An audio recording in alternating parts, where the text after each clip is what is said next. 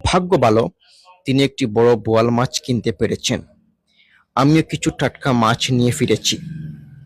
আমাদের কসকনকপুরের ঐতিহাসিক ফুলের দিঘি এখন আবারও দৃশ্যমান রূপে ফিরে এসেছে। দিঘিটি ২ বছরের জন্য যারা নিলামে নিয়েছিলেন, তাদের চুক্তির মেয়াদ শেষ হওয়ায় বর্তমানে পানি নিষ্কাশন করে মাছ ধরা হচ্ছে। গত ২ এপ্রিল থেকে পানি সেচের কাজ শুরু হলেও এখনো পুরোপুরি শুকানো সম্ভব হয়নি। সংশ্লিষ্টরা জানিয়েছেন, সম্পূর্ণ শুকাতে আরও প্রায় ২ দিন সময় লাগতে পারে। এই দিঘির মাছের বিশেষত্ব হলো এগুলো একেবারে ঘরোয়া পরিবেশে বড় হয়েছে, তেমন কোনো কৃত্রিম খাবার দেওয়া হয়নি।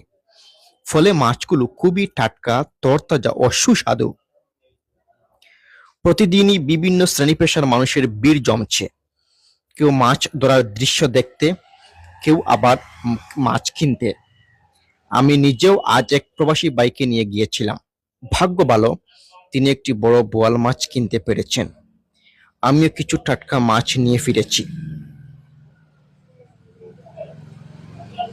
সব মিলিয়ে কয়েকদিনের জন্য হলেও ফুলের দিঘি এখন টাটকা মাছ কেনাবেচার এক জমজমাট কেন্দ্রে পরিণত হয়েছে এবং এলাকায় ব্যাপক আলোচনার সৃষ্টি হয়েছে।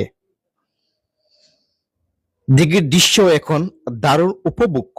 এক পাশে পানির সেচ চলছে, অন্য পাশে মাছ বিক্রি, আর মাঝখানে জেলেরা ব্যস্ত মাছ ধরায়।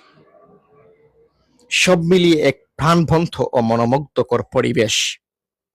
আপনি চাইলে ঘুরে যেতে পারেন। সুলভ মূল্যে টাটকা মাছ সংগ্রহের জন্য এই সুযোগ হাতছাড়া না করাই ভালো।